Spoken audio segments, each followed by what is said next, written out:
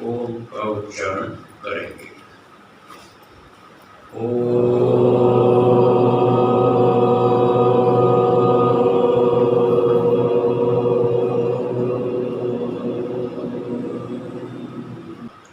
हम अध्ययन कर रहे थे सत्य की खोज पुस्तक का।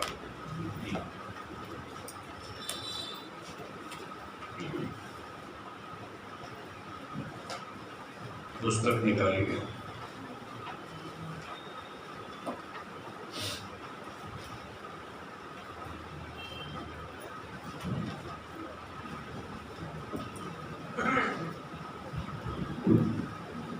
प्रमेयों का प्रसंग चल रहा था।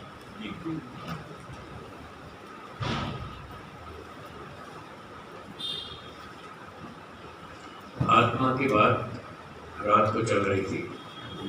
अब दूसरा प्रमेय है शरीर। पृष्ठ 15 है।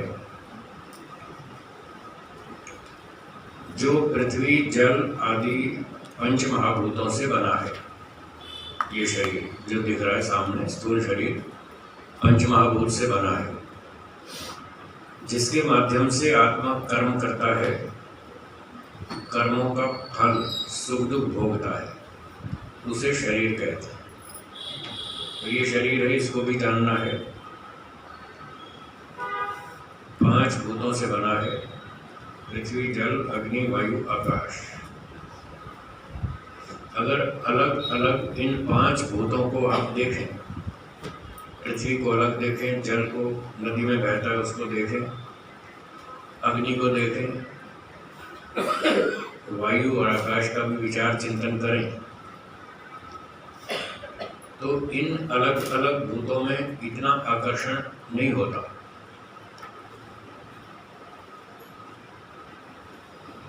जब इन 5 भूतों का सम्मिश्रण करके ईश्वर शरीर बना देता है तो आकर्षण होता है।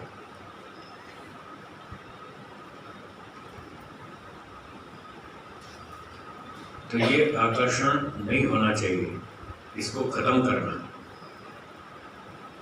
इस दृष्टि से इसका तत्व ज्ञान हमें प्राप्त करना है, ऐसा कहना चाहते हैं। शरीर पंच महाभूत से बना है। शरीर बहुत अच्छा बना है, वैज्ञानिक प्रकार से बना है, बहुत सिस्टमेटिक है, साइंटिफिक है। इसमें बहुत सारी व्यवस्थाएं चलती हैं, खाना पीना जीना सब बहुत सारे काम होते रहते हैं। धातुओं का निर्माण होता है, शरीर बढ़ता है, फिर बुढ़ापे में थोड़ा कमजोर भी होता है, फिर अंत में मर भी जाता है। ये जो शरीर आकर्षित करता है, इसको हमें समझना है, ये हमको क्यों आकर्षित कर रहा है। जब तक इसके आकर्षण से नहीं बचेंगे तब तक मोक्ष नहीं होगा। क्या बोलो? तब तक मोक्ष नहीं होगा, इसलिए इसको समझना है अच्छी तरह से। शरीर ईश्वर ने बनाया, बहुत अच्छा बनाया, सिस्टमेटिक बनाया, सुंदर भी बनाया, बलवान भी बनाया, खूब अच्छी तरह से। पर ये सब होते हुए भी क्या शरीर शुद्ध भी है? नहीं है। इस बात पर अपने ध्यान को केंद्रित करना कि ये शरीर बहुत सारे लाभ देने वाला है, बहुत सारे गुणों से युक्त है, फिर भी ये शुद्ध नहीं। जब आप अशुद्ध शरीर को देखेंगे, शरीर को अशुद्धि के रूप में देखेंगे, तो आपको आकर्षण नहीं होगा, धीरे धीरे इससे कम हो जाएगा। तो ये बार बार अभ्यास करना है और अच्छी तरह समझ करके सारा आकर्षण खत्म करना। ये तत्व ज्ञान का मतलब है, शरीर को इस तरह से जानना। अगला प्रमेय है इंद्रियां। आँख, कान, नाक, रसना और त्वचा, ये 5 इंद्रियां अर्थात ज्ञानेंद्रियां कहलाती हैं। हाँ जी। ये पर संप्रदाय समाधि में जो पहला है तर्क वाला जो यदि किया हुआ है तो ये आता है। हाँ, उस क्षेत्र में आ जाएगा, उस क्षेत्र में आ जाएगा। ठीक बात। तो 5 इंद्रियां हैं, इनको भी हमें समझना है। इंद्रियां आत्मा से अलग हैं, शरीर से अलग हैं। शरीर अलग पदार्थ है, इंद्रियां अलग पदार्थ हैं। इंद्रियों से आत्मा रूप रस गंध आदि विषयों को ग्रहण करता है, ये उसके ग्रहण करने के साधन है इंद्रियां। बस साधन है, इंस्ट्रूमेंट है, इसमें कोई ज़्यादा सुख नहीं है। व्यक्ति संसार में कहाँ उलझा है, क्यों उलझा है? सुख के कारण से उलझा है। जिस भी वस्तु में उलझा है, धन चाहिए, सम्मान चाहिए, सोना चांदी, मकान, मोटर, गाड़ी, पुत्र, परिवार, क्यों चाहिए? उससे सुख मिलता है, इसलिए चाहिए। तो हमें यह समझना है कि इनमें कितना सुख है, कितनी देर का सुख है। थोड़ी देर का सुख है, लंबा सुख नहीं है, थोड़ी देर में खत्म हो जाएगा। और जितना भी मिलेगा, क्षणिक सुख मिलेगा, उससे हमारी तृप्ति होती है कि नहीं होती, ये पहचानना। बस ये है तात्पर्य कहने का कि इन पदार्थों का तत्व ज्ञान प्राप्त करें। सार ये निकलेगा, इनसे क्षणिक सुख मिलता है, थोड़ी देर का मिलता है, और जितना भी सुख मिलेगा उसमें फंस जाएंगे, उसमें राग हो जाएगा। राग ही बंधन का कारण है, तो फिर मोक्ष नहीं हो पाएगा। इस तरह से इन चीज़ों का परीक्षण करके तत्व ज्ञान प्राप्त करना। ये तो बॉडी पार्ट है, ज्ञानेंद्रिय। हाँ, बॉडी का पार्ट है, तो क्या हुआ? शरीर बॉडी पार्ट, ये इंद्रिया नहीं है। इंद्रियंस के अंदर एक और चीज़ है, ये जो आँख दिख रही है, ये नेत्र इंद्रिय नहीं है, ये उसका ऑफिस है, गोलक। इसके अंदर एक और शक्ति है देखने वाली, उसका नाम है इंद्रिय। हाँ, जैसे एक व्यक्ति होता है, अपने ऑफिस में बैठता है, व्यक्ति अलग है, ऑफिस अलग है। तो जो व्यक्ति है वो है इंद्रिया, और जो दिख रही है आँख, कान, ये तो ऑफिस है। हाँ, इसके अंदर एक अलग चीज है। हाँ, एक तरह की बिल्डिंग है, उसका कार्यालय। तो इंद्रियों को भी समझना है कि बहुत ज़्यादा सुख नहीं दिला सकती, इस एंगल से समझना। फिर है अर्थ। प्रमेयों में चौथा अर्थ। अर्थ का मतलब कल बताया था, रूप, रस, गंध, शब्द, स्पर्श, ये 5 इंद्रियों के विषय हैं। आँख, नाक, कान, रसना, त्वचा, ये इंद्रियां हैं। रूप, रस, गंध, शब्द, स्पर्श, ये 5 विषय हैं। इन विषयों को इंद्रियां पकड़ती हैं, ग्रहण करती हैं। इंद्रियां अपने अपने विषयों को पकड़ती हैं। एक इंद्रिय एक विषय को ग्रहण करती है, उसका वो फिक्स है। आँख रूप को ग्रहण करती है, वो उसका फिक्स है। कान शब्द को ग्रहण करता है, नासिका गंध को, रसना खट्टे मीठे रस को, और त्वचा स्पर्श को, अपना अपना फिक्स विषय है। तो ये जो 5 विषय हैं, रूप रस गंध, इनको भी अच्छी तरह समझना। ये भी आदमी को फंसाते हैं। आप मॉल में जाइए, अच्छे अच्छे चमकीली वस्तुएं दिखेंगी और आपका मन करेगा ये भी खरीद लो, ये भी खरीद लो, ये भी अच्छा है, वो भी अच्छा है। आप सुनार की दुकान पे जाओ, 4 आभूषण दिखाएगा, ये डिजाइन भी अच्छा है, ये भी अच्छा है, आपका मन करेगा ये भी खरीद लो, ये भी खरीद लो, बस वहीं फंस जाएंगे। तो ये रूप रस गंध 5 विषय है, ये कोई बहुत ज़्यादा सुख देने वाले नहीं है, क्षणिक सुख है, थोड़ी देर का। थोड़े दिनों में वो डिजाइन आउट ऑफ फैशन हो जाएगा, फिर आप कहेंगे ये नहीं चाहिए, दूसरा चाहिए। बस सारा जीवन इसी में लगे रहो, नए नए आभूषण बनाते रहो, नए नए फैशन करते रहो, डिजाइन बदलते रहो, सारा जीवन इसी में चला जाएगा, मोक्ष में कब जाएंगे? तो ये सब क्षणिक है, इस तरह से इसको समझना। तो इसके आकर्षण से बाहर निकलेंगे, तब मोक्ष मिलेगा। आगे है 5वां प्रमेय, बुद्धि। बुद्धि शब्द के अनेक अर्थ हैं, परंतु इस प्रसंग में बुद्धि का अर्थ है ज्ञान। जो यहाँ 12 प्रमेय बताए, इसमें बुद्धि का अर्थ है ज्ञान। इसे उपलब्धि भी कहते हैं। बुद्धि, उपलब्धि और ज्ञान, ये तीनों शब्द समानार्थक है। इस प्रसंग में तीनों का एक ही अर्थ है। सांख्य दर्शन में बुद्धि अलग चीज है, यहाँ न्याय के इस सूत्र में बुद्धि का मतलब कुछ अलग है। यहाँ तो है ज्ञान, नॉलेज, इंफॉर्मेशन। सांख्य में बुद्धि एक पुर्जे का नाम है, जिससे हम डिसीजन लेते हैं, ये काम अच्छा है, ये बुरा है, ये करेंगे, ये नहीं करेंगे। ये जो डिसीजन लेते हैं वो बुद्धि नामक तत्व से लेते हैं, वो बुद्धि सांख्य में है। न्याय दर्शन के इस सूत्र में बुद्धि का अर्थ है ज्ञान। आपने पंखे को देखा, आपको ज्ञान हुआ पंखा चल रहा है। आपने दीवार पर देखा, फोटो लगी, आपको ज्ञान हुआ कि महात्मा स्वामी श्रद्धानंद जी की फोटो लगी है। ये जो ज्ञान है, यहाँ इस ज्ञान का नाम बुद्धि है। तो अपनी अपनी परिभाषाएं होती हैं, शास्त्रीय परिभाषाएं होती हैं, उनको हमें उसी ढंग से समझना होगा। जिस अर्थ में जिस शब्द का प्रयोग किया जाता है वो हमें समझना होगा, क्योंकि फिर आगे जगह जगह इस शब्द का प्रयोग होगा। तो अभी अर्थ समझ लेंगे तो आगे फिर आसानी होगी, नहीं तो फिर आगे उलझ जाएंगे। तो ये हो गया बुद्धि। इसको उपलब्धि भी कहते हैं संस्कृत में। उपलब्धि क्या प्राप्त हुआ? ज्ञान। जो ज्ञान प्राप्त हुआ उसका नाम उपलब्धि भी है। एक शब्द के अनेक अर्थ होते हैं, ये सब डिक्शनरी में लिखा है। तो उपलब्धि के और भी बहुत सारे अर्थ हैं। लोग क्या करते हैं, बस वो एक अर्थ जानते हैं, उसी में अटक जाते हैं। कहते हैं उपलब्धि का अर्थ तो अचीवमेंट है। हाँ ठीक है, वो भी है, हम उसका विरोध थोड़ी कर रहे। हम कह रहे हैं ये भी तो एक अचीवमेंट है, जो जानकारी मिली ये भी तो एक प्राप्ति है, इसलिए इसका नाम भी उपलब्धि है। वक्ता जिस शब्द से जो बात कहना चाहता है उसके शब्द से वही अर्थ लेना चाहिए,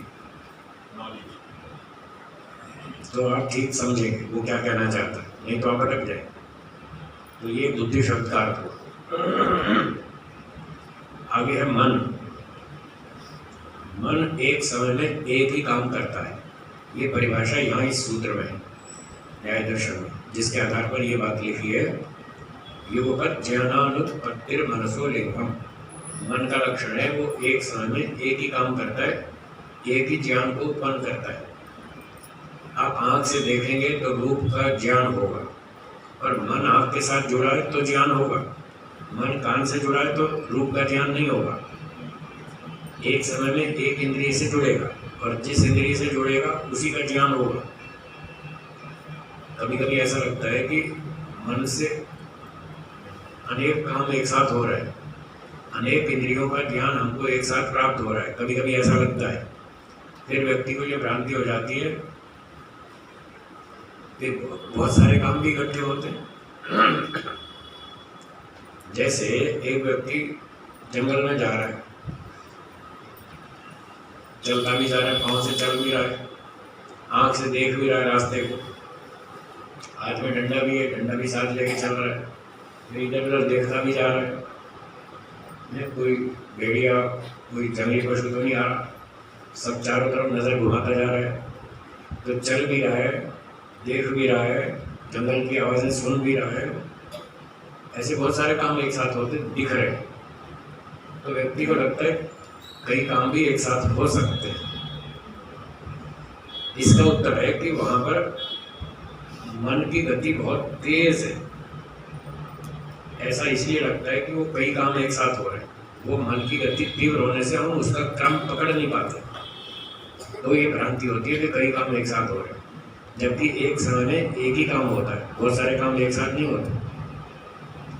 मन की गति तेज होने से कभी मन आँख के साथ जुड़ता है, कभी कान के साथ, कभी पाँव के साथ, कभी हाथ के साथ, कभी डंडे के साथ। ऐसे जल्दी जल्दी जुड़ता है, तो हमें पता नहीं चलता, हमें लगता है सब काम एक साथ हो रहा है। हाँ, जड़ है तो क्या होगा? ये पंखा जड़ नहीं है? पंखा जड़ है या नहीं? ये चल रहा है कि नहीं? तो मन भी जड़ है, उसको आत्मा चलाता है, पंखे को हम चलाते हैं।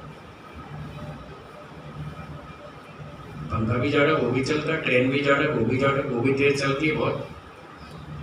हवाई जहाज वो भी जड़ है, वो भी बहुत तेज चलता है, पर अपने आप नहीं चलता है, उसको पायलट चलाता है। ऐसे मन भी तेज चलता है हवाई जहाज की तरह, और उसको चेतन आत्मा चलाता है, वो अपने आप नहीं चलता। अब देखिए ये पंखा चल रहा है, इसमें कितनी पंखुड़ियाँ हैं? 3। ये थोड़ा धीरे चल रहा है, वो इससे भी तेज चल रहा है। इस पंखे में भी 3 ही पंख हैं। पहला पंख कब गया, दूसरा कब गया, तीसरा कब गया, इस क्रम को आप पकड़ सकते हैं? नहीं। क्यों? गति तेज, जबकि 3 ही पंख हैं और बारी बारी से चल रहे हैं, एक के पीछे एक क्रम से चल रहे हैं। फिर भी आप पकड़ नहीं पा रहे, क्रम है, क्रम पकड़ नहीं पा रहे, क्योंकि गति तेज है। जो बात पंखे की है वही मन की है। मन की गति भी बहुत तेज है, कब आँख से जुड़ता है, कब कान से जुड़ता है, पता नहीं चलता। वो भी ऐसे बहुत तेजी से जुड़ता रहता है, हटता रहता है, जुड़ता रहता है, हटता रहता है। तो इसलिए भ्रांति होती है कि वो कई सारे काम एक साथ हो रहे हैं, एक साथ नहीं हो रहे। हम गाड़ी चलाते हैं, हाँ जी, गाड़ी चलाते हैं तो रेडियो भी सुनते हैं, सामने सड़क भी देखते हैं, बैक मिरर भी देखते हैं, और पीछे के हॉर्न की, गाड़ी का हॉर्न भी सुनते हैं। इधर क्लच भी दबाते हैं, गियर भी लगाते हैं, एक्सीलेटर भी दबाते हैं, फिर ब्रेक भी दबाते हैं। बहुत सारे काम एक साथ होते दिख रहे हैं, हो नहीं रहे, होते दिख रहे हैं, होते बारी बारी से ही है, बहुत जल्दी से होते हैं।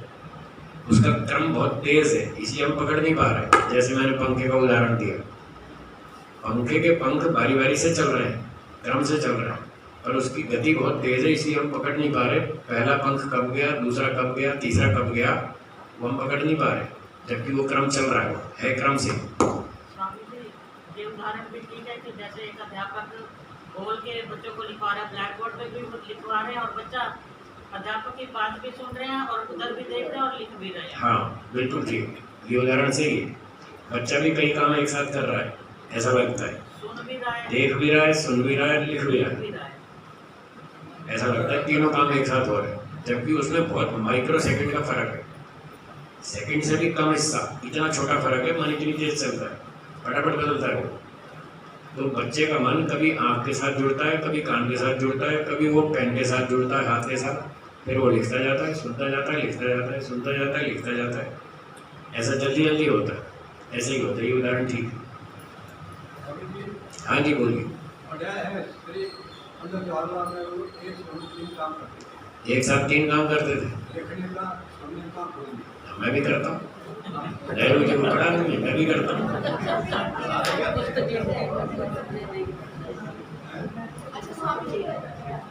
आप भी करते हैं, अभी तो बताए ना, कार चलाते हैं जब, बड़ा उदाहरण दे इसलिए आप भी तो कर रहे हैं, सारे सभी लोग कर रहे हैं, पर वो एक साथ नहीं होता। हमें लगता है हमको ऐसा लगता है कि एक साथ हो रहे हैं, जबकि होते हैं बारी बारी से। उसका क्रम हम पकड़ नहीं पाते, बस इतनी बात। तो इस मन के बारे में भी समझना है, और क्या समझना है आगे बढ़ता हूँ। मन या तो इंद्रियों के, ज्ञानेंद्रियों के साथ जुड़कर ज्ञान प्राप्त करेगा, या कर्मेंद्रियों के साथ जुड़कर उन्हें क्रियाशील करेगा। मन की गति बहुत तीव्र होने से अनेक बार ऐसी भ्रांति होती है जैसे हम अनेक कार्य एक साथ कर रहे हैं, जबकि वे एक साथ नहीं होते। उनमें काल का बहुत सूक्ष्म अंतर होता है, जैसे टेलीविज़न देखते समय या बातचीत करते समय देखना, सुनना, हाथ पैर हिलाना इत्यादि। इन कार्यों के करते समय तीव्र गति के कारण 1 सेकंड में मन बहुत से काम कर लेता है, परंतु करता क्रम से ही है। हम उस क्रम को पकड़ नहीं पाते, इसलिए हमें ऐसी भ्रांति होती है कि हमारे कई काम एक साथ हो रहे हैं। तो इस मन के बारे में भी बहुत समझना है। मन को समझे बिना आप मन को कंट्रोल नहीं कर पाएंगे। जी, प्रकृति का बना हुआ 16वां पदार्थ है। प्रकृति का, हाँ हाँ, 16वां पदार्थ। हाँ जी, हाँ जी, हाँ जी, हाँ, ठीक ठीक। प्रवृत्ति अगला है, प्रवृत्ति। इसका अर्थ है कर्म। व्यक्ति मन, वाणी और शरीर से अच्छे बुरे कर्म करता है। ये जो आत्मा कर्म करता है, इन कर्मों को प्रवृत्ति नाम से कहते हैं। जैसे यज्ञ करना, दान देना, चोरी करना, सत्य बोलना, झूठ बोलना, निंदा चुगली करना, दूसरों की सहायता करना इत्यादि। मन, वाणी, शरीर से आत्मा जो जो क्रियाएं करता है उसका नाम कर्म है, उसी को यहाँ प्रवृत्ति कहते हैं। तो हमें कर्मों के बारे में भी समझना है। आज किसी प्रायः अधिकांश लोगों को होश ही नहीं है वो क्या कर रहे हैं। कर्म की कोई परवाह ही नहीं है, कोई चिंता ही नहीं है। जो कर्म कर रहे हैं उसका फल भी भोगना पड़ेगा, तो दिमाग में है ही नहीं, इसलिए बस नशे में चल रहे हैं। जो मन में है सो करते जाते हैं, ये नहीं सोचते कि ठीक है या गलत। प्रवृत्ति को आदत या स्वभाव भी तो कह सकते हैं। क्या चीज़? प्रवृत्ति को आदत या स्वभाव भी कह सकते हैं ना, वो सामान्य भाषा में। सामान्य- यहाँ प्रवृत्ति का अर्थ है कर्म, फिक्स। आदत या स्वभाव वो प्रवृत्ति, वो सामान्य भाषा में, ये दर्शन का विषय है। यहाँ पर प्रवृत्ति को स्वभाव नहीं कह रहे। सामान्य भाषा में तो बोल सकते हैं। वो सामान्य हिंदी में बोलो आप। हाँ, वो तो बताए ना, एक शब्द के अनेक अर्थ होते हैं, वहाँ बोल सकते हैं, कोई दिक्कत नहीं। आप दर्शन पढ़ रहे हैं तो दर्शन की परिभाषा में ही चलेंगे। जिस शब्द से लेखक वक्ता जो कहना चाहता है उस शब्द से वही अर्थ लेना, तो आपको विद्या समझ में आएगी। नहीं तो आप कहीं का कहीं भटक जाएंगे। वो कुछ और कह रहे हैं, आप कुछ और समझेंगे तो विद्या तो समझ में आएगी नहीं। इसलिए वही बात समझनी है जो गौतम मुनि कहना चाहते हैं। तो ये प्रवृत्ति का अर्थ हो गया अच्छे बुरे कर्म। आगे इन कर्मों को समझना है, हम क्या कर रहे हैं, अच्छा कर रहे हैं, बुरा कर रहे हैं, इनका दंड भी तो मिलेगा। बुरे काम करेंगे उसका फल भी तो भोगना पड़ेगा, अच्छे काम करेंगे उसका भी फल मिलेगा। कल बात चल रही थी, फल के बिना कोई काम करता ही नहीं। जो लोग कहते हैं कर्म करो फल की इच्छा मत करो, महा झूठ है, 100% झूठ है। बल्कि काम तो बाद में होता है, पहले व्यक्ति सोचता है मुझे फल क्या मिलेगा, पहले फल की सोचता है। फल मेरे अनुकूल है तो काम करूंगा, नहीं है तो नहीं करूंगा। फिर ये कहना तो मूर्खता की बात है कि कर्म करो और फल की इच्छा मत करो, पागलपन की बात। चलिए आगे है दोष। निष्काम का अर्थ बताया था जिसका फल मोक्ष है, फल तो उसका भी है। ये प्रवृत्ति में नहीं आएगा, आएगा प्रवृत्ति में ही आएगा। प्रवृत्ति मतलब कर्म, कर्म की 4 वैरायटी, निष्काम कर्म, शुभ कर्म, अशुभ कर्म, मिश्रित कर्म। ये चारों प्रकार के कर्म प्रवृत्ति शब्द का अर्थ है। तो ये सारे कर्म हमें समझने पड़ेंगे। अगर मोक्ष में जाना है तो निष्काम कर्म करना पड़ेगा, सकाम कर्म करेंगे तो जन्म मिलेगा, मोक्ष नहीं मिलेगा। तो कर्म को भी समझना और उसका फल भी समझना। फल का नंबर अभी आगे आने वाला है। तो कर्म के बाद अगली बात है दोष। जो भावनाएं सकाम कर्म करने में प्रेरित करती हैं उनको दोष कहते हैं। सकाम का अर्थ बताया था सांसारिक सुख प्राप्ति के उद्देश्य से किए जाने वाले कर्म, वो सकाम कर्म है। सांसारिक सुख प्राप्ति के उद्देश्य से किए जाने वाले कर्म, धन, सम्मान, पद, प्रतिष्ठा आदि आदि। तो ये इन भौतिक चीजों का यदि सुख लेना चाहते हैं तो वो सकाम कर्म कहलाएगा। अब यदि इन चीजों का सुख भोगना है तो शरीर तो चाहिए ना, बिना शरीर के तो कैसे भोगेंगे। तो फिर जब सकाम कर्म करेंगे तो शरीर मिलेगा, जन्म मिलेगा और फिर ईश्वर का कर लो अपना भोग। और ये सकाम कर्म करने में जो प्रेरित करते हैं वो है दोष। उसका उदाहरण लिखा है जैसे राग, द्वेष, काम, क्रोध, लोभ, ईर्ष्या, अभिमान आदि आदि। तो ये जो राग, द्वेष है, काम, क्रोध, लोभ है, ये हमको सांसारिक सुख प्राप्ति के लिए प्रेरित करता है। जी, वो अलग है, वो अलग चीज है। नहीं, कर्म की वो वैरायटी अलग वैरायटी है, वो अलग वैरायटी बताता हूँ, पहले इसको समझ लीजिए। अभी ठहर जाओ। काम, क्रोध, लोभ हमको कर्म करने में प्रेरित करते हैं। राग, द्वेष।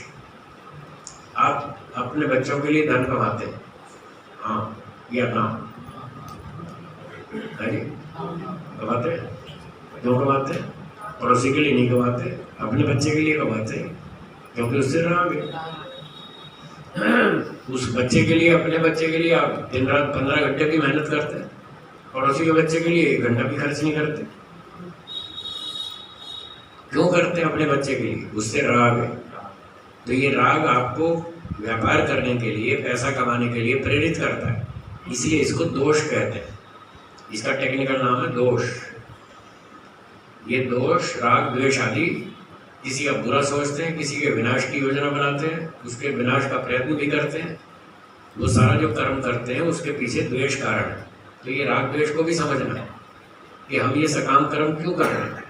इसलिए कि हमें संसार की चीज़ों में राग द्वेष है, कहीं राग है कहीं द्वेष है। राग के कारण अच्छा काम करते हैं, द्वेष के कारण बुरा करते हैं। तो ये राग द्वेष को भी समझना है, इसको घटाना है, नष्ट करना है तो मोक्ष होगा, नहीं तो नहीं होगा। एक व्यक्ति राग द्वेष को समझ ही नहीं रहा, उल्टे सीधे काम किए जा रहा, फिर कहता जी मुझे तो मोक्ष चाहिए, ऐसे नहीं मिलेगा। इसलिए कह रहे हैं दोषों को भी जाने। हाँ, आप बोलिए क्या कह रहे हैं? ये कर्म की वैरायटी है। कृत का मतलब मैं अपने हाथ से कर रहा हूँ, ये कृत कर्म है, ये भी कर्म।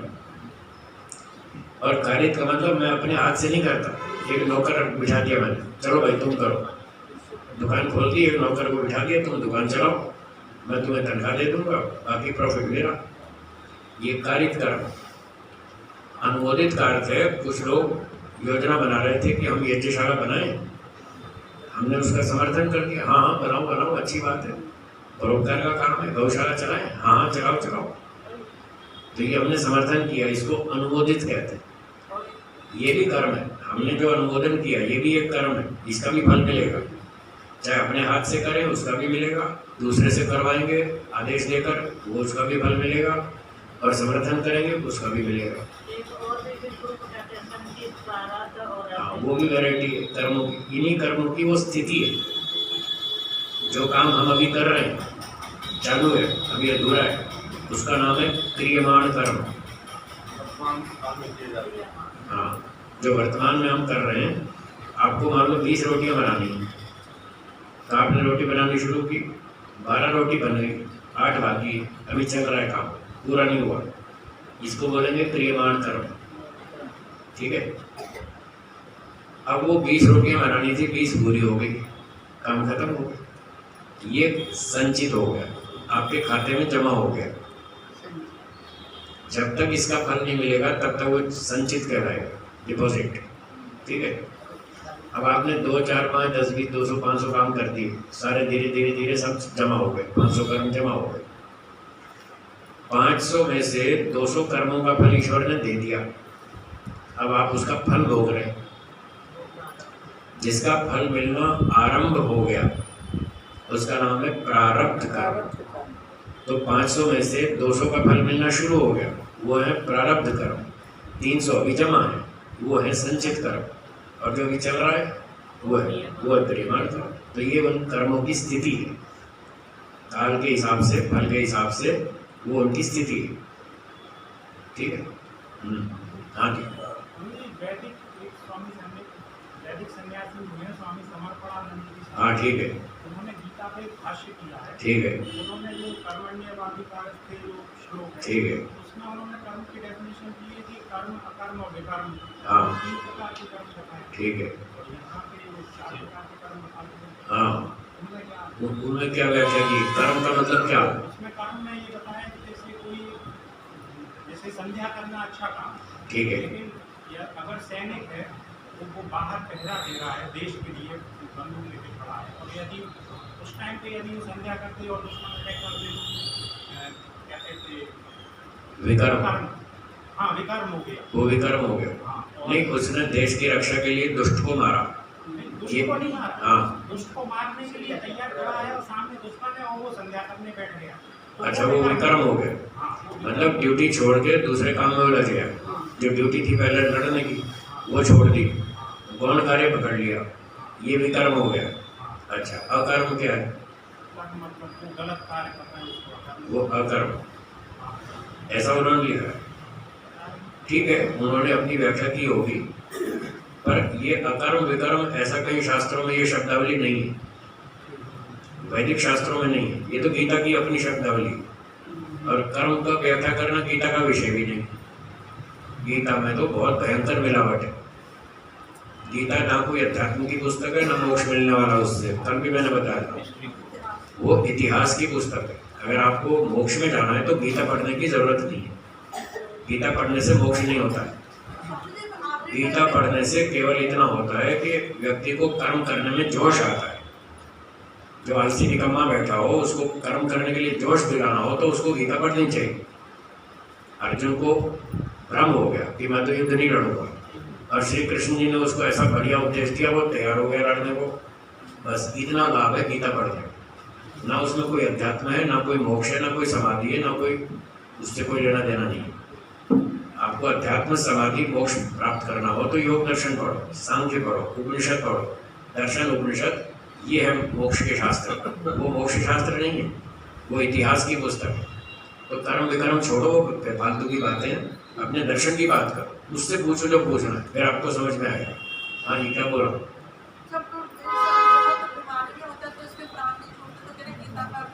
वो तो दुनिया तो क्या क्या करती है, चोरी भी करती है, डकैती करती है, पता नहीं क्या क्या करती है, वो सब गलत है। गीता पढ़ने से प्राण छूट जाएंगे, उसकी मुक्ति हो जाएगी, ये सब झूठ है, ये भ्रांति है। मुक्ति ऐसे नहीं होती है। वर्ड आपने यूज किया समाप्त करने में प्रेरित कर।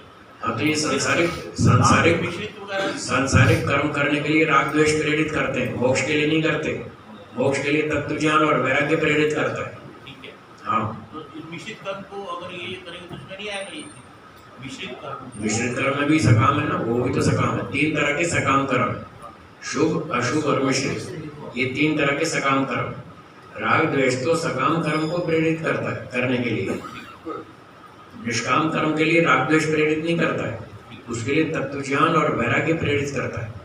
इसलिए यहाँ पर उसको छोड़ दिया, निष्काम को हटा दिया, सकाम इसलिए रखा क्योंकि राग द्वेष सकाम कर्म में प्रेरित करता है, निष्काम में नहीं करता। ठीक हो गया? चलो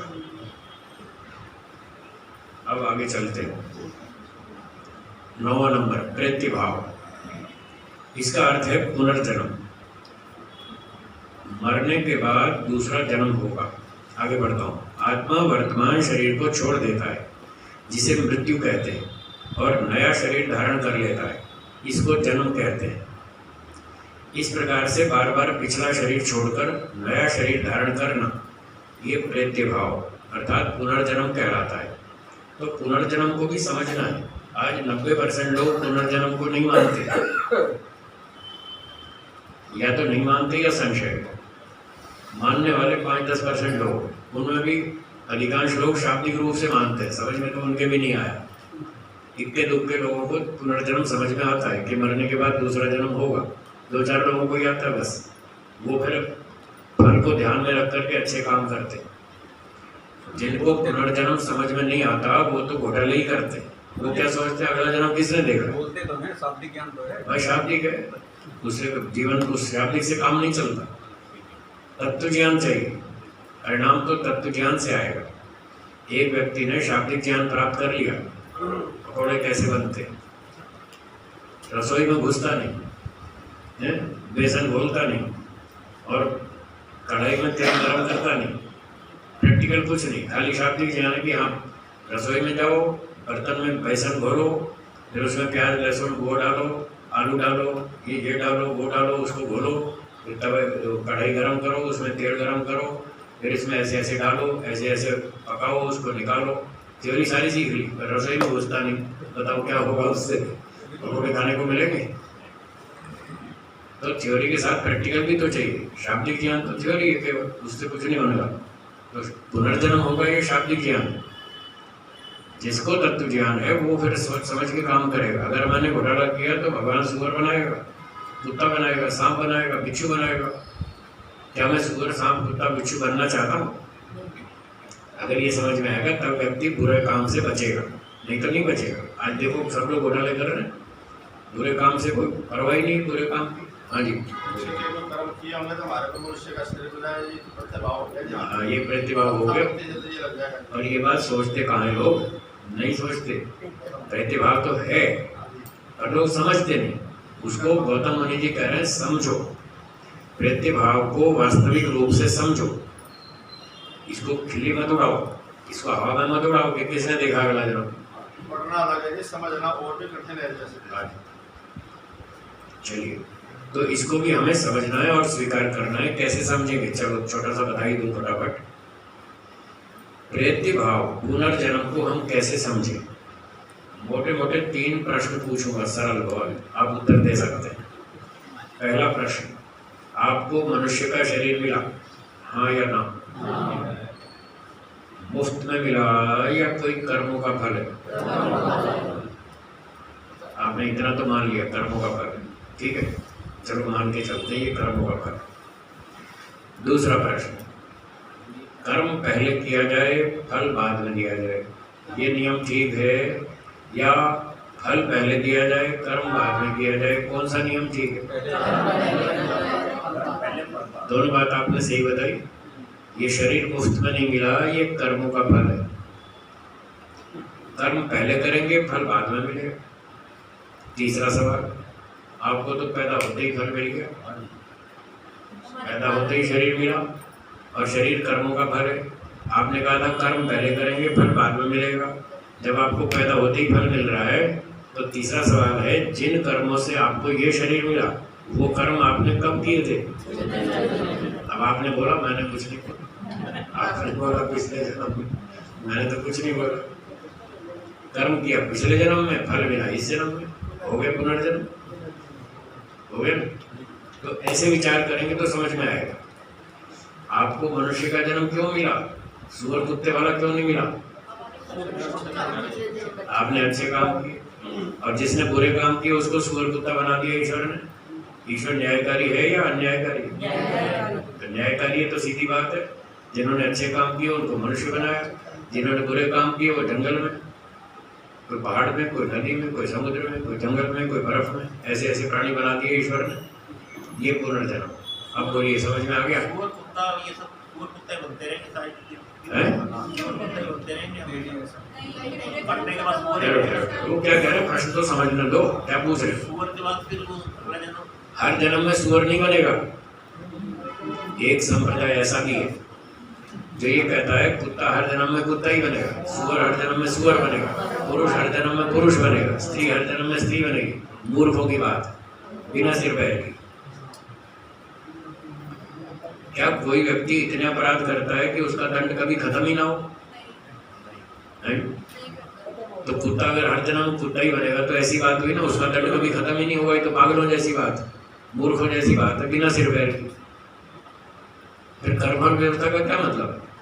अगर कर्मफल व्यवस्था है, ईश्वर न्यायकारी है, तो कुत्ते को हर जन्म में कुत्ता क्यों बनाया? सजा काट के वापस आएगा। जितनी सजा उतना काट के बाहर आएगा। जो आदमी जेल में जाता है उसकी 3 साल की सजा है, पूरी करके वापस आएगा। तो ये तो प्रत्यक्ष प्रमाण के भी विरुद्ध है, अनुमान के भी विरुद्ध है कि कुत्ता हर जन्म में कुत्ता बनेगा, सुअर हर जन्म में सुअर बनेगा। ये मूर्खों की बातें, ना वो वेद को मानते ना कोई ऋषि को मानते, अपने घर की बेसिर पैर की बातें चला रहे हैं। तो ऐसी बातों पे विश्वास नहीं करना चाहिए, उसमें कोई तर्क नहीं, कोई प्रमाण नहीं। तो जो व्यक्ति जितना अपराध करेगा उतना दंड मिलेगा, दंड पूरा होकर वापस आप फिर मनुष्य बनेगा, फिर उसको दोबारा अवसर मिलेगा कि अच्छे काम करो, फिर अच्छे काम करेगा, फिर अगला जन्म अच्छा होगा मनुष्य का।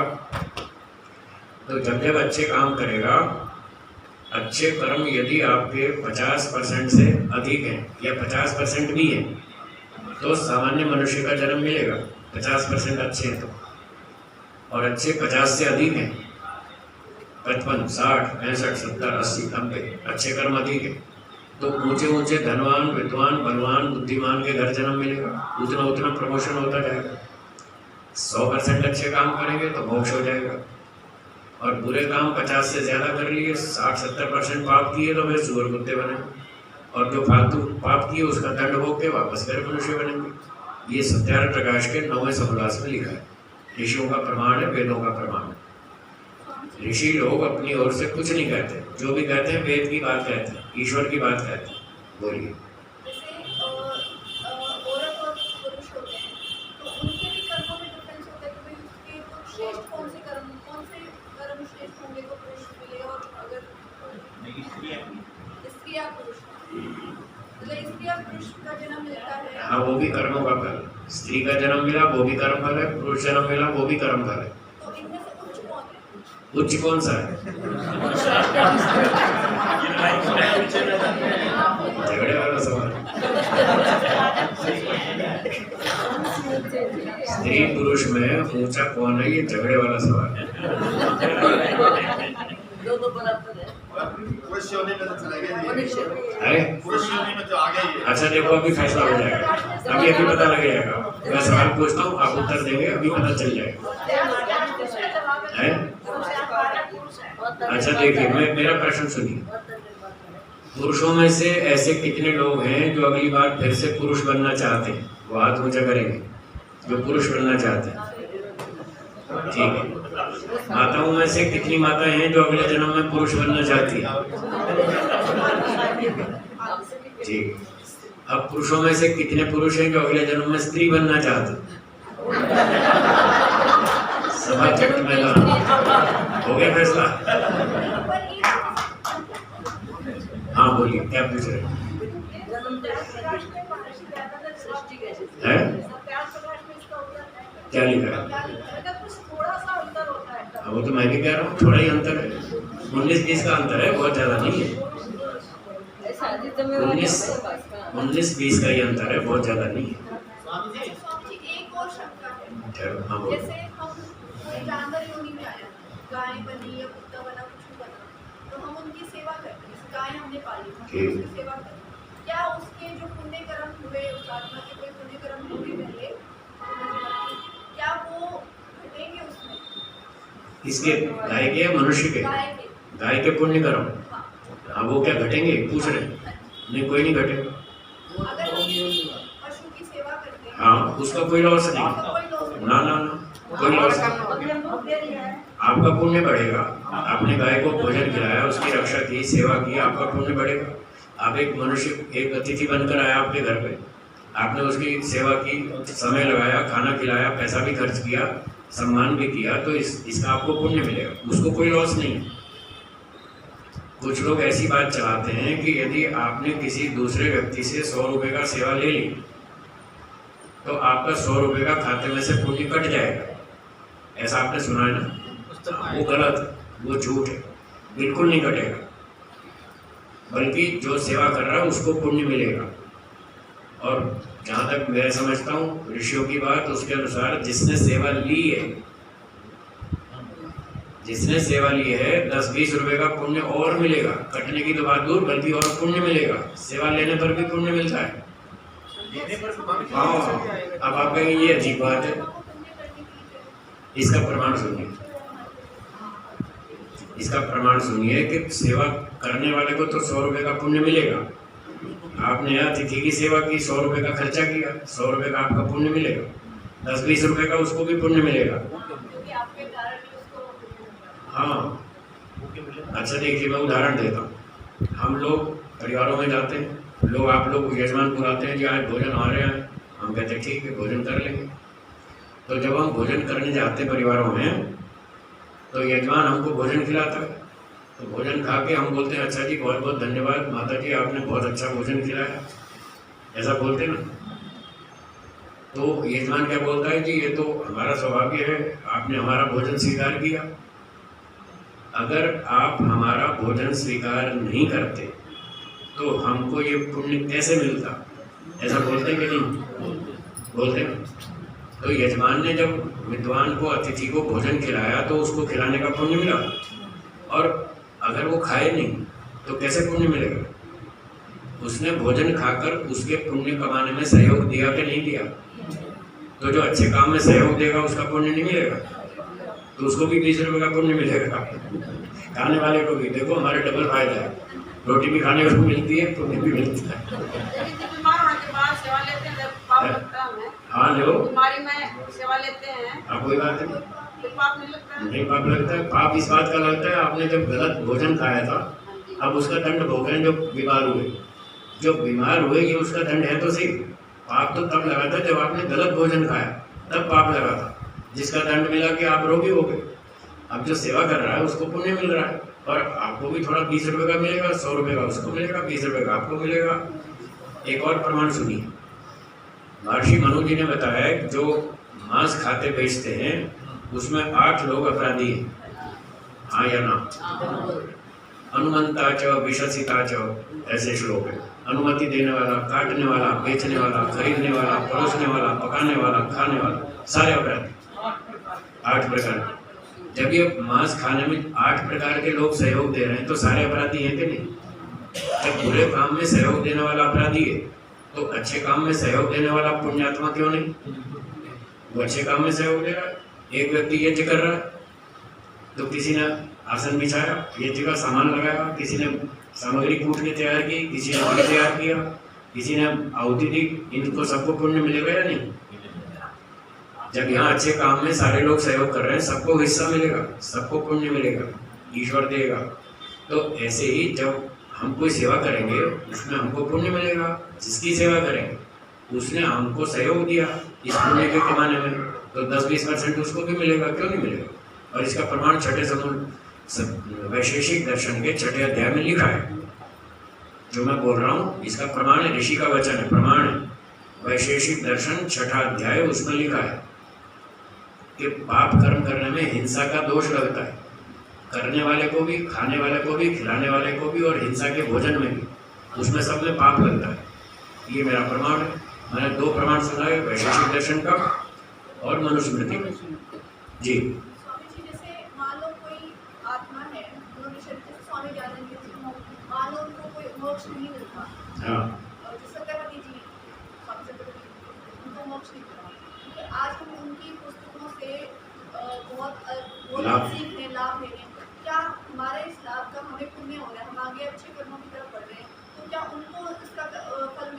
मिलेगा, मिलेगा। साधना को दुख महर्षि दयानंद जी को भी मिलेगा, भले मुक्ति में जाए या ना जाए, ये कोई गौण विषय, ये कोई मुख्य बात नहीं है। जिसके कारण से समाज को लाभ हो रहा है उसको पुण्य मिलेगा, वो मुक्ति में जाए या ना जाए वो अलग टॉपिक है। उसके कारण से दुनिया को लाभ हो रहा है उसको पुण्य मिलेगा।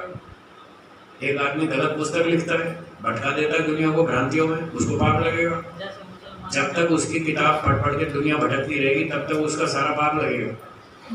और सत्यार्थ प्रकाश पढ़ के जितने लोग सुधरेंगे उसका सारे सुधार का पुण्य स्वामी दयानंद को मिलेगा, बिल्कुल मिलेगा। इसलिए तो कह रहे हैं कर्म को जानो, बहुत खतरनाक चीज है। आदमी नशे में चल रहा है, भांग पी करके उसको होश ही नहीं मैं क्या कर रहा हूँ, ये मेरा कर्म फल कहाँ तक मुझे दंड देगा, उसको होश ही नहीं। इसलिए गौतम महर्षि कह रहे हैं होश में आओ, ठीक ढंग से समझो आप क्या कर रहे हैं, अच्छा कर रहे हैं बुरा कर रहे हैं, दूर तक इसका फल मिलेगा। इसलिए सावधानी से काम करो, अच्छा काम करो, बुरा काम मत करो, उससे नुकसान बहुत होगा। हाँ जी। स्वामी प्रश्न ये है कि हम पुनर्जन्म की जब बात करते हैं तो बहुत सारे जन्म हमको मिले हैं, ठीक है, तो सबसे पहला जन्म तो कभी हुआ नहीं क्योंकि अनादि है, ठीक है, सृष्टि आत्मा भी है। ठीक है। तो ऐसा कुछ हमें इस सृष्टि में उदाहरण दिखता नहीं है कि जिससे समझ में आए।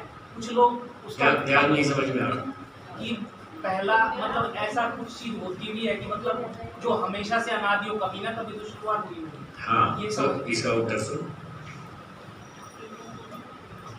क्या ईश्वर कभी पैदा हुआ था? ये समझ में आ गया कैसे आया? ये कैसे समझ में आ गया कि ईश्वर कभी पैदा नहीं हुआ? मान लिया ना आपने, यहाँ तो हर चीज पैदा होती दिख रही है। आपने कहा ना सृष्टि में ऐसी कोई वस्तु दिख नहीं रही जो अनादि काल से हो। यहाँ तो सब देख रहे हैं, मकान बन रहा है, पंखा बन रहा है, कार बन रही है, हर चीज बन रही है। तो यहाँ तो बन रही है, ये दिख रहा है। पर इसके विपरीत कुछ ऐसी भी तो चीजें हो सकती हैं जो कभी भी ना बनी हो। उसका मैंने उदाहरण दिया ईश्वर। तो आपको ये समझ में आ गया कि ईश्वर को कभी पैदा नहीं हुआ, वो सदा से है। ये समझ में आ गया? अगर ये आ गया तो क्या जीवात्मा समझ में नहीं आ रहा कि जीवात्मा भी सदा से है, या जीवात्मा पैदा हुआ था? क्या लगता है आपको? जन्म का स्वामी जी, जन्म का नहीं समझ में आ रहा है। जीवात्मा की बात कर रहा हूँ, शरीर धारण करने की नहीं। जीवात्मा जैसे ईश्वर सदा से है, क्या आत्मा भी ऐसे सदा से है या आत्मा का निर्माण हुआ? मान लिया। अच्छा, ये मटेरियल प्रकृति, क्या ये भी बनाई गई है सदा से है? प्रकृति, तीन चीज सदा से है, ये समझ में आ गया?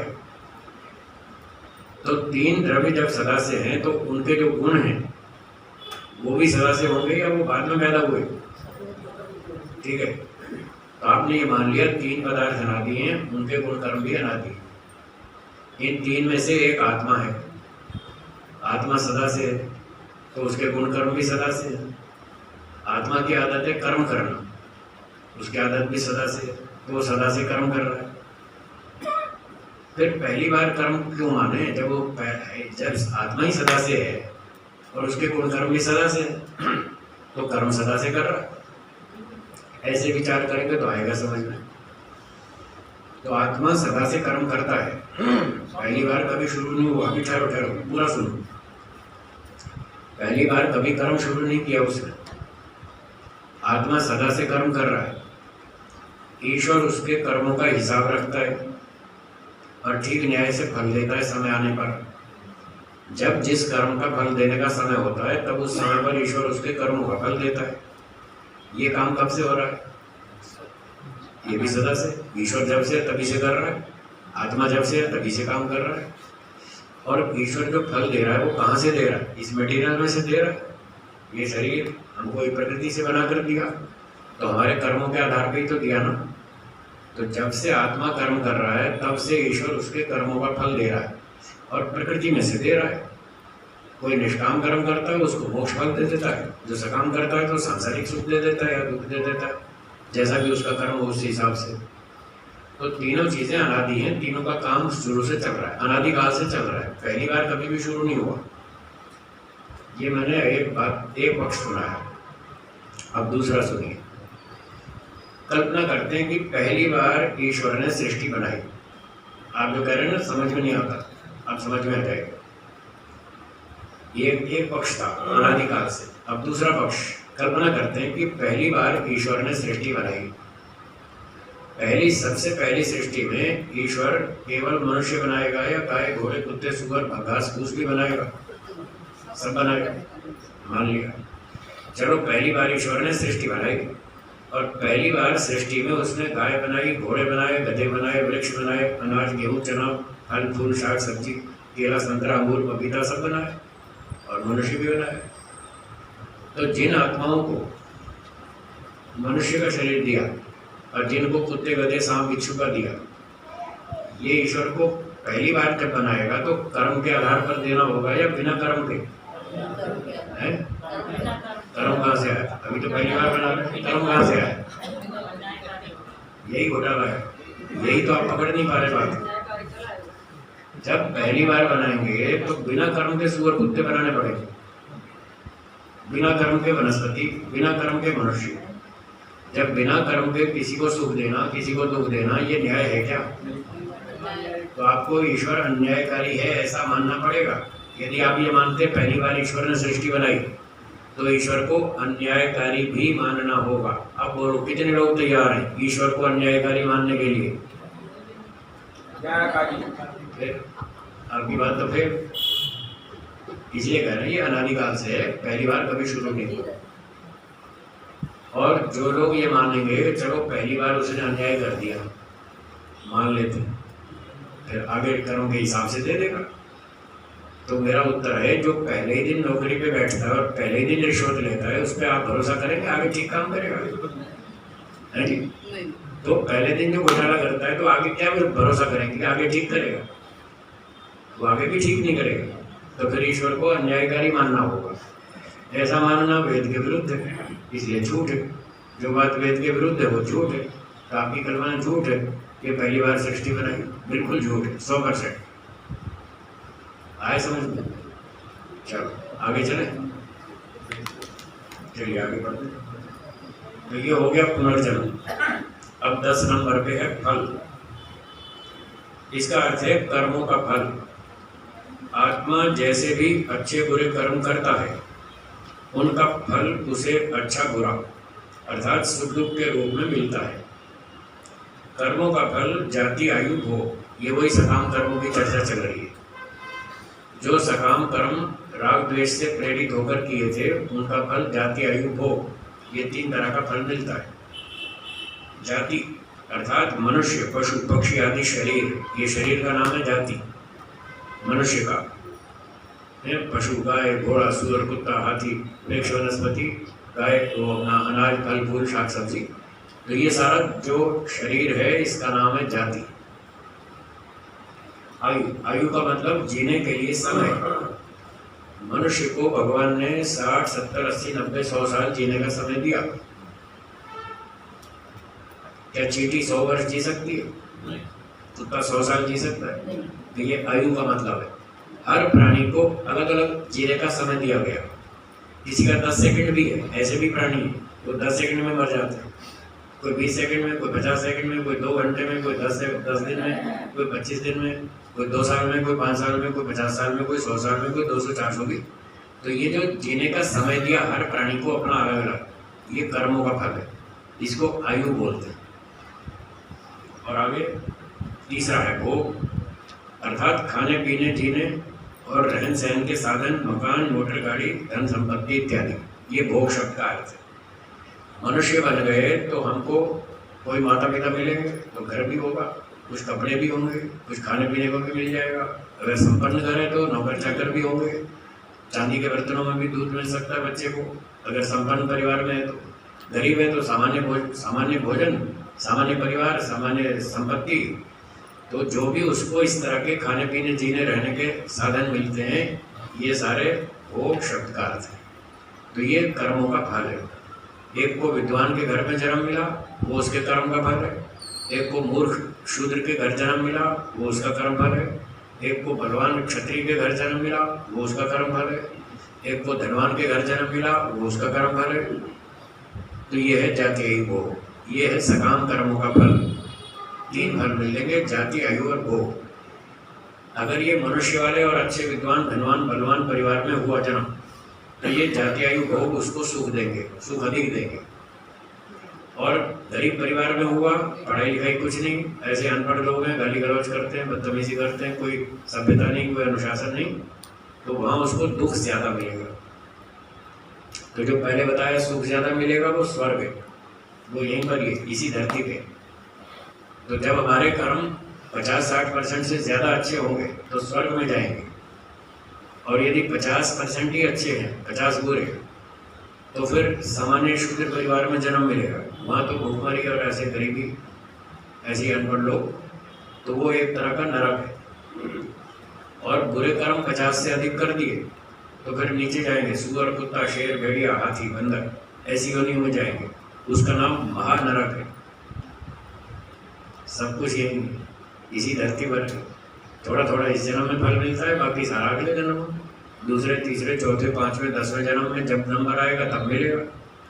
स्वामी जी, हाँ जी। बदले अवस्था के बाद जब जीवात्मा को सब होते तो फिर उनको वैसा ही जन्म मिलेगा। जिसके जितने पिछले कर्म जमा हैं हाँ जी। उसके आधार पे अगला जन्म मिलेगा, मुक्ति से लौटकर पहला जन्म।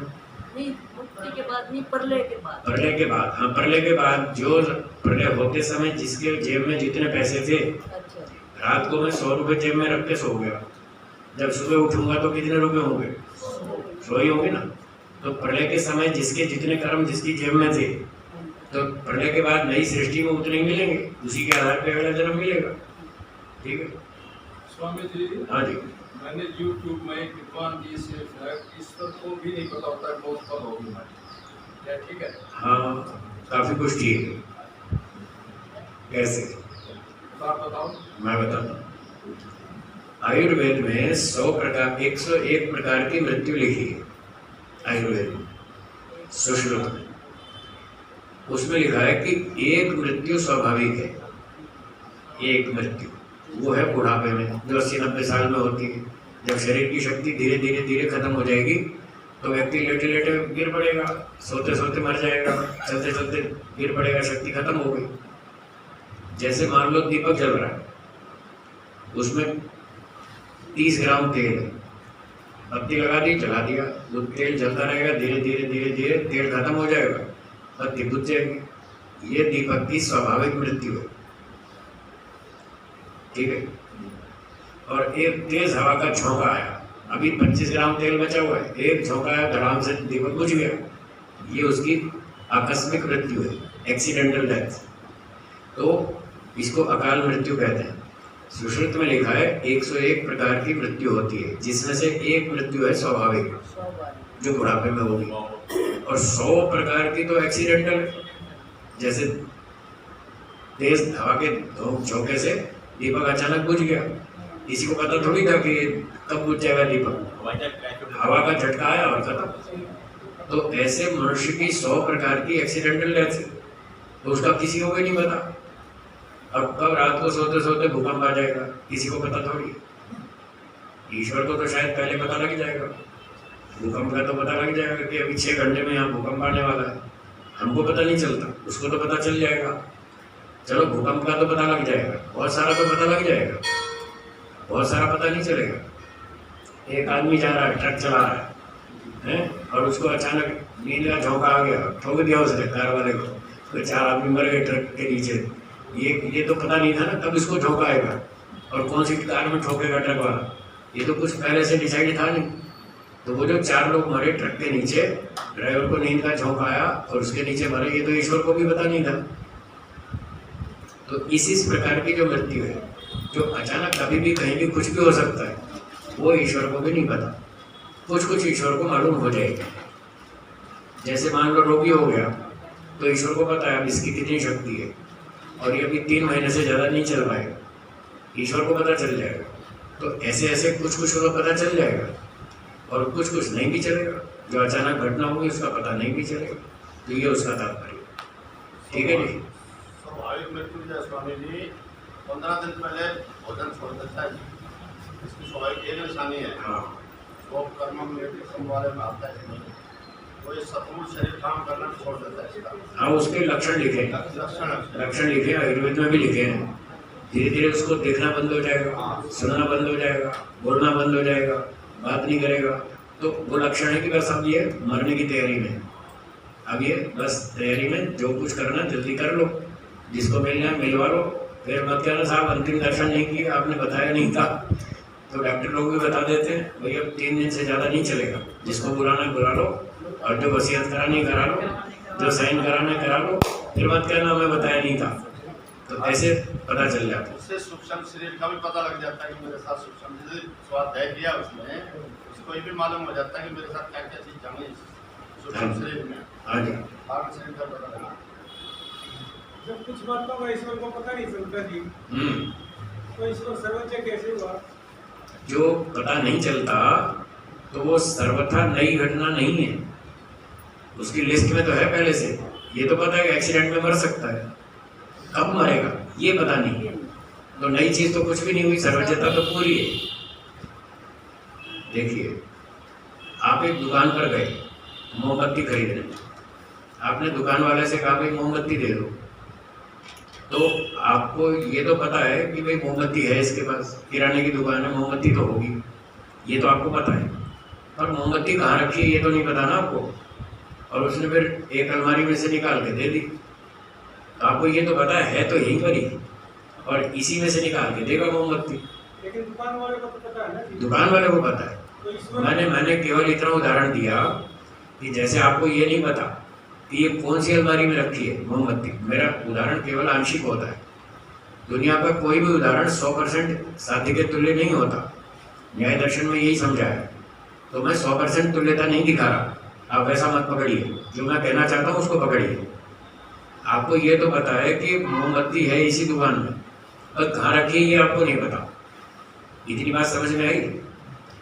तो आपके लिए कोई नई बात थोड़ी है कि मोमबत्ती यहाँ है कि नहीं है, वो तो आपको पता है, पर कहाँ रखी है ये नहीं पता, बस इतना अंश लेना। तो ईश्वर को ये तो पता है, या तो ट्रक के नीचे मरेगा, कार के नीचे मरेगा, बम विस्फोट में मरेगा, ट्रेन एक्सीडेंट में मरेगा, प्लेन क्रैश में मरेगा, इतने प्रकार से मर सकता है, वो उसको सारा पता है। इसलिए उसकी सर्वज्ञता पे कोई कमी नहीं है। बस ये नहीं मालूम कि ये कब मरेगा, कहाँ मरेगा, किस एक्सीडेंट से मरेगा, ये पहले से नहीं मालूम, क्योंकि वो पहले से निश्चित नहीं है। जब निश्चित ही नहीं है तो कैसे पता लगेगा? और जो भी होगा उसके लिए नई घटना बिल्कुल नहीं है, उसकी लिस्ट में पहले से है वो, इसलिए उसकी सर्वज्ञता में कोई कमी नहीं।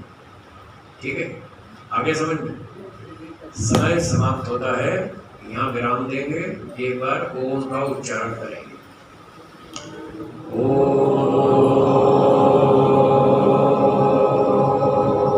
यदि आप संस्कृत बोलना सीखने की ऑनलाइन कक्षाओं में जुड़ना चाहते हैं, अर्थात आपको घर बैठे संस्कृत बोलना सीखना है, यदि आप ऐसा चाहते हैं तो आप हमें दिए गए नंबर पर व्हाट्सएप करें, हम आपको संस्कृत की ऑनलाइन कक्षाओं में जोड़ लेंगे।